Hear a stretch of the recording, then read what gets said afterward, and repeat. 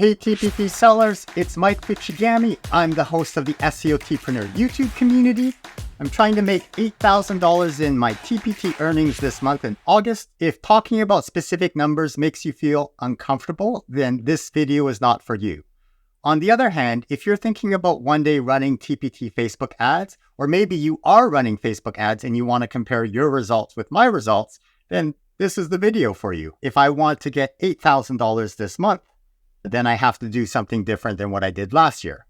If you do the same thing and expect different results, I believe there's a quote that says that's the definition of insanity. So far, I've spent $520 in my advertisement on Facebook ads. I've made an estimated maybe $300 that might be attributed to the Facebook ads. And I'll talk more about what I mean by that in a bit. So I'm losing $218 in this ad experiment.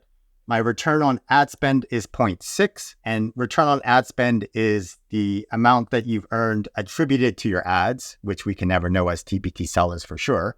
So earnings because of the ads divided by your total ad spend, that's your return on ad spend. And when that magical number is 1, it means your advertising campaign breaks even. I'm basically running 2 different campaigns right now. I have a back to school campaign that's running, and then I have my 10x reading campaign that's running. Here's what the back to school ad looks like on Facebook. It has 12 thumbs up, which is nice. And when I click on the ad, it takes me to this resource, back to school goal setting, which is now $375.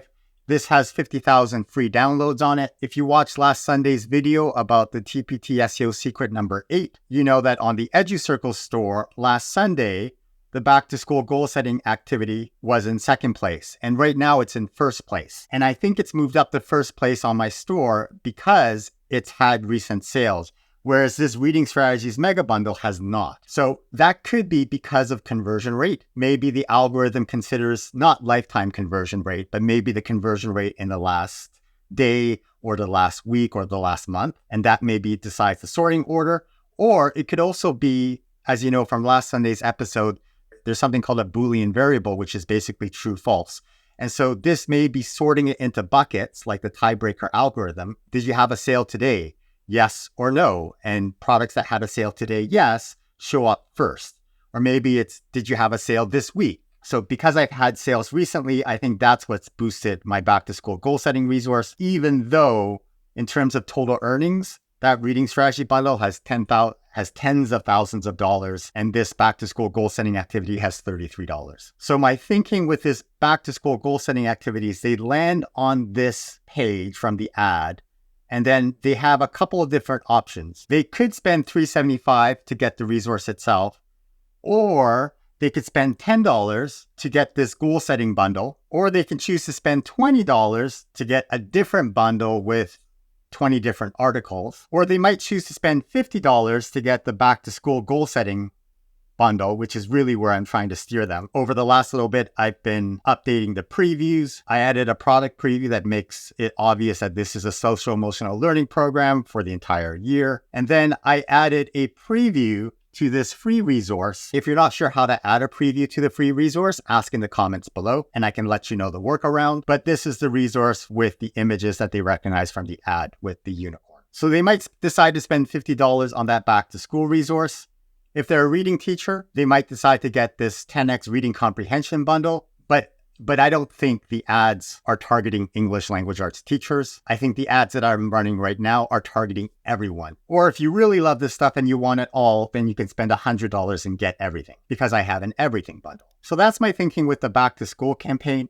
Here's what my 10x reading comprehension ad looks like. And when you click on the ad, it goes to a ConvertKit landing page, which then puts you through an email funnel with 5 emails using some of the information that I learned from TPT Forward 2024. And then when you get the free handouts, it upsells to the full resource, which actually has the slideshow lesson plan. And the full resource is $5. And it upsells. I'm really trying to make sales on the 10x reading bundle, which is $50. So in that freebie PDF, there's an upsell path to this bundle.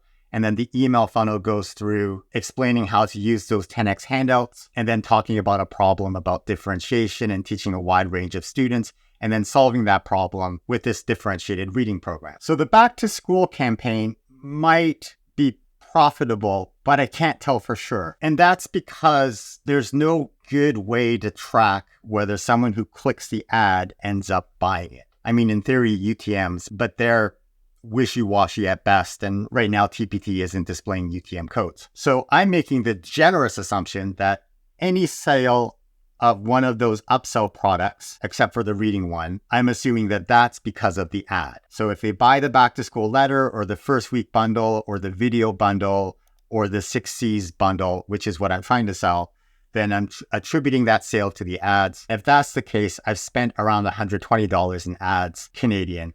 I've made around $190 in ads Canadian, which means the profit is $70. So my return on ad spend is positive. It's above 1. Now, I know not all of the people who bought these products are a result of the ads, but I think my strategy going into August will basically be, okay, if these 4 resources can offset what I'm spending in ads, then I'll crank up that ad campaign because there's a snowball effect. And then as more people buy, those resources will rank higher in organic growth. So they'll show up on TPT search a little bit more. And sure, I'm going to incorrectly attribute it to the ads. But really, what I'm thinking about this is I'm spending for a certain amount for eyeballs. I'm not going to be able to tell what comes from Facebook ads. I'm not going to be able to tell what comes from TPT ads because I'm running TPT ads for the 6 C's bundle here. And I won't be able to tell what comes from organic TPT traffic. But together, as a high level, looking down to see if things are working, it'll either work or it won't work. But what I'm thinking is there's a TPT store halo effect. And so I think there'll be other products that get boosted in TPT SEO. And I'm hoping that those sell as a result of the eyeballs that I'm purchasing. By the way, the cost per click is around 18 cents per click. And because I'm sending the traffic directly to TPT, that's 18 cents per click. That's the real cost of the lead. I'm assuming for better or for worse, if they click on the ad, they are legitimate people. They would have been counted as a page view. So I've spent $120 to get 650 page views. My 10x advertising campaign to my email funnel has not worked out at all yet. So I've spent around 400 Canadian. I've made around 111 Canadian. So I'm down $300 and my return on ad spend is 0.3. Part of this I'm doing because I'm curious to see how much a lead costs. And I think there's a difference between cost per lead on Facebook ads and cost per email address that you actually get. Remember, I'm running Facebook ads to get leads, and this whole email funnel philosophy works because I get their email address.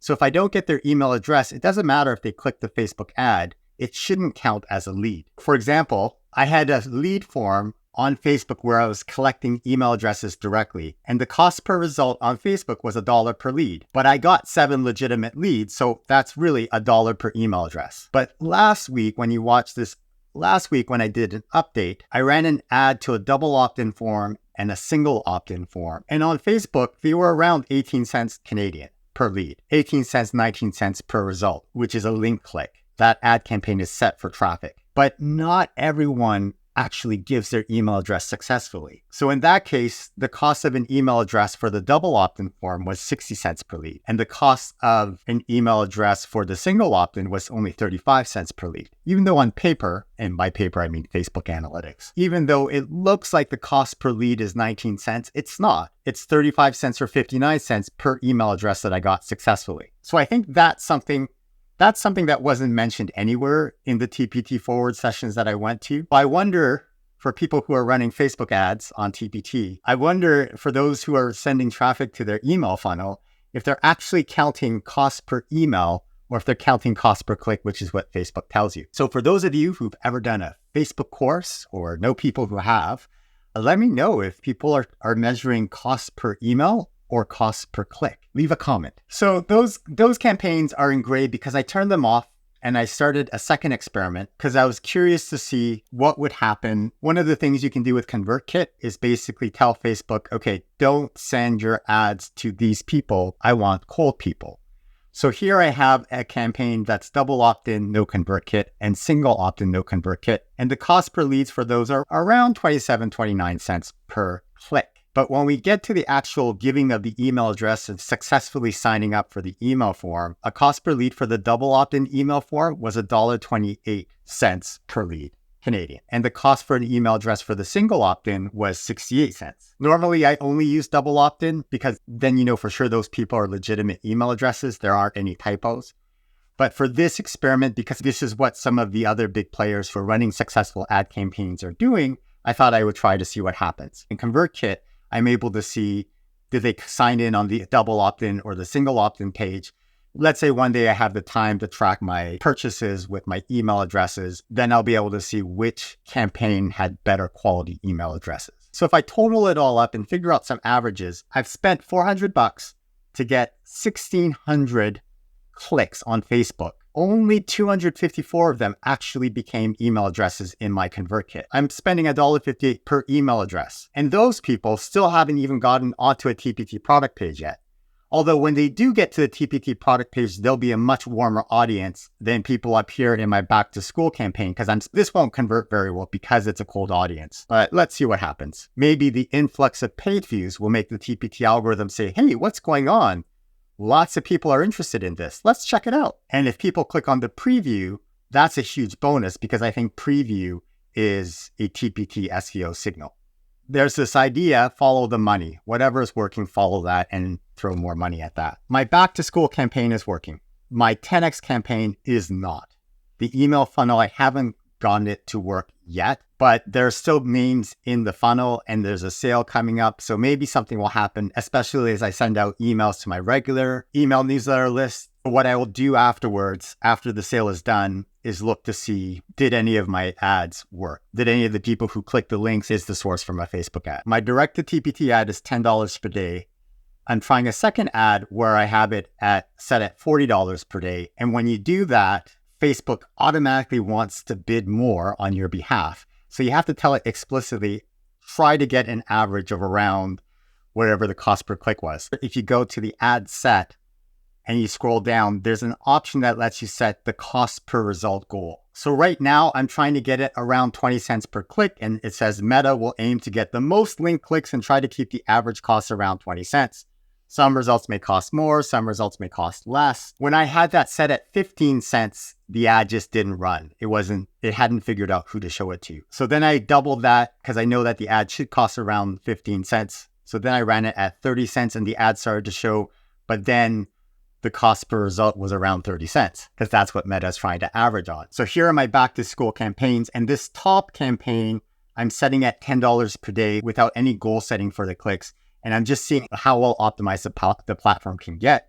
So it's around 15 cents per click Canadian, which is 10 cents American. And then my second one is the one where I'm going to ramp it up and down. I'm doing this as an A/B test so that I'm not competing with each other, I think. Let's wrap things up. Here's what I think I'm going to do for the next week of ads. I'm going to only leave 2 of these 10X ad campaigns running, and I'm going to drop the ad spend to $5 per day. So there's the double opt-in and the single opt-in, and there'll be $5 per day. Why am I still running this experiment? Well, I'm not sure the quality of the leads between the double opt-in and the single opt-in. I want to see if anyone buys during the back to school sale. So maybe I'll be able to figure out the quality of double versus single email addresses. I'm going to stop the 2 campaigns where I'm not showing ads to current ConvertKit subscribers. Just to simplify this, that basically means I'll have $10 total on the 10X campaign after today instead of $40, which means I just freed up $30. I'm going to try an experiment on the back to school side, which is I'm going to run A/B tests. I'm going to create duplicates of this direct TPT for $10 a day and just run them as identical campaigns just to see if the algorithm, if it always drops down to 15 cents, 14 cents per lead, or is there a difference? Hopefully during back to school stuff, people will go there and then they'll see that there's a sale and maybe that'll boost some more sales. I don't know. It's an experiment. If you have any suggestions, leave a comment below. If you've ever tried Facebook ads, I'd love to hear what you tried and how it differs from what I'm doing. If you're interested to see what happens with my Facebook ad experiment, please give this video a thumbs up. That lets me know that I should make more content like this. Good luck with getting ready for the back to school sale whenever it might be, and we'll see you next time. Bye-bye now.